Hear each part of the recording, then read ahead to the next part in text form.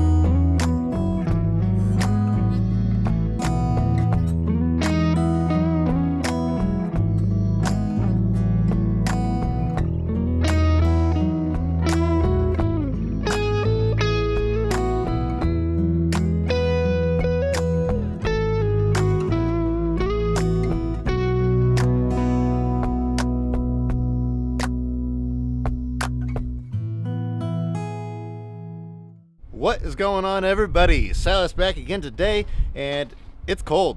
Not quite as bad today as it was yesterday. Yesterday it was bitter cold. It was negative something wind chills, and so I didn't do a whole lot. I went out there and I dug that school bus out. I loaded that dumpster full of some more of that house. Then the rest of the day I basically just ran errands and did things like that. So I am way behind here at the yard. There are cars everywhere. I've got to process some stuff, so I'm out here braving the cold. It's pretty warm today. It's about 15 degrees, so not too bad. I don't have anything super exciting going on this week, like one individual thing, but I've just got a bunch of little things going on. So I thought, you know what?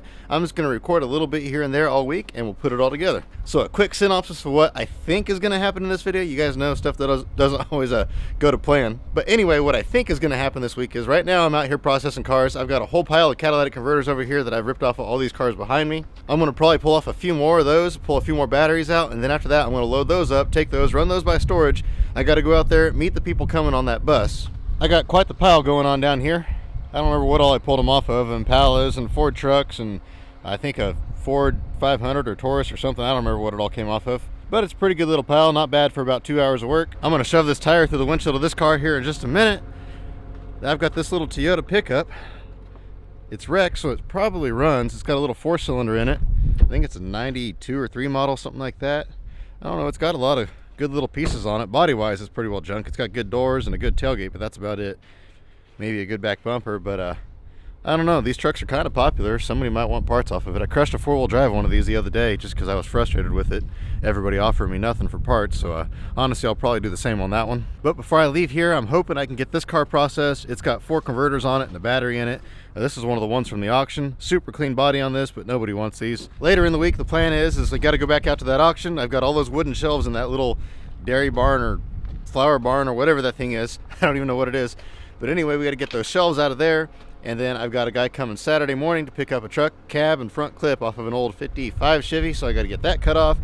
And I can't even remember everything else that's going on. So, that being said, let's get to it.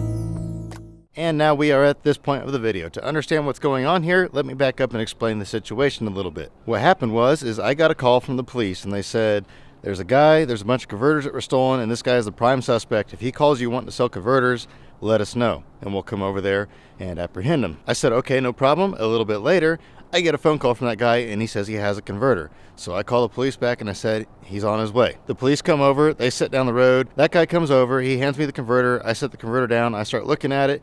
And in the meantime, the police come flying up, block his car in where he can't get out. At this point in time, I step away from the situation and I kind of stand off to the side. I wasn't really involved in it in any way, shape, or form other than I was the destination he had with that converter. The police spent some time questioning him, asking him questions about where he was at on certain days and this and that. I couldn't really hear exactly what was going on. I didn't know exactly what was going on. I just got little bits and pieces of it. It wasn't really my business, so I wasn't trying to get involved in it, but at the same time, I was curious and I wasn't doing anything else and my gate was blocked, so it's not like we could be operating a normal business. And it was pretty good entertainment. Sometimes it's kind of boring out here, and so it was good entertainment for the afternoon. But anyway, through the process of questioning him and that converter that he actually had an alibi of where that converter came from.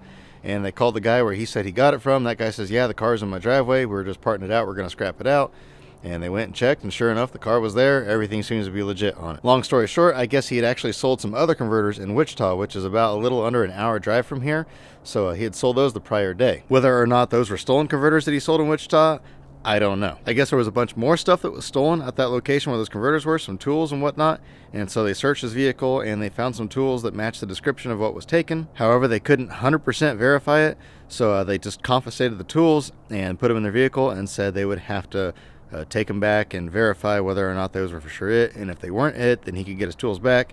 And if they were it, then they would put an arrest warrant out for him and pick him up later. So ultimately, at the end of it, he was set free to go. He just lost his tools that were in his vehicle. Whether that's temporary or permanent, I don't know. I assume the police are going to go to the places in Wichita where he was at selling converters the day before and question those places and see if they can figure something out there. I don't know. At this point in time, I'm out of it. But I did want to use this opportunity to enlighten you guys how the entire process works of buying converters, because I've shown converters in the past and it never fails. I get a bunch of comments and say things like, oh, look at all those hot cats or those stolen cats. This is where all the stolen cats went. This is where my cats went that got stolen. Just on and on and on. And honestly, it's kind of a pet peeve of mine. I don't like it when people do that, which I know it's the internet and you can't let your feelings get hurt on the internet because it is what it is. People are going to say stuff. And so there's that, but I did want to take this opportunity to educate you guys. We actually register every converter we buy with the state. That's how the police knew that he might bring those converters to us, is we actually bought converters from him in the past. Now in the past, he always had paperwork where he had the car or something like that to where we knew the converters were okay. We never had any reason to suspect him. But we were on file of buying converters from him in the past, and so that's why they thought he might bring them to me. But like I told the police, what happens a lot of times is when people have clean stuff, they bring it to me because I pay a premium price for it. When they have hot stuff, they take it to Wichita, and there's bunches of shady places over there that'll buy anything, no questions asked, but they don't pay as much for it. People know I will not hesitate to call the police on them. If I think they're doing something shady or I think something's not right, I turn it into the state, I turn it into the police. I'm not afraid to do that. I don't want the reputation of being one of those under the table places. I will not stand here and lie and say that we've never gotten a stolen cat. One time we got some cats and the guy had a title and everything. Come to find out that was a title for his truck, but he actually stole the cats off of somebody else's truck that just happened to match his truck. And so that was an ordeal, but we gave the cats back. No harm, no foul. We lost some money, but at the end of the day, I'd rather lose a little bit of money and have the police and everybody involved know that we're honest. But that's extremely rare. That might happen once every few years. Unfortunately, in the scrap business, it's pretty much impossible to eliminate it 100%, but I mean, it is possible to eliminate it 99%. So anyway, we go out of our way to make sure everything's on the up and up. And so when you see me with a bunch of converters, just know that most of those converters are actually ones that I pulled off of cars personally, me or my dad, one of us. So when you see me with all those converters, they're not stolen, I promise. Not only would it be dumb for me to do something like that because it's bad for business, but also I put everything on YouTube, so that would be really dumb. So anyway, I spent my entire afternoon dealing with that situation. I guess I wasn't really dealing with it, but the police were dealing with it. Anyway, they got it all taken care of, or to this point anyway. They'll worry about the rest of it. It's not my circus, not my monkeys, so I guess let's go back to the yard.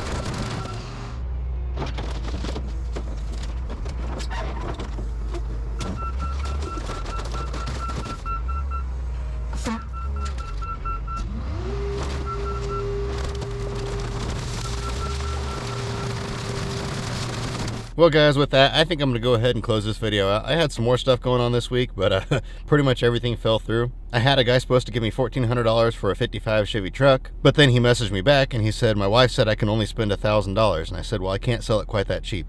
I could probably take a little bit less, but I'll meet you in the middle. Then he messaged me back and said, no, my wife said I can't have it at all now. So I guess that deal fell through. I'm thankful my wife isn't like that and I don't have to deal with that. There are times I'll come home and be like, oh, guess what, babe? I spent $10,000 at an auction today.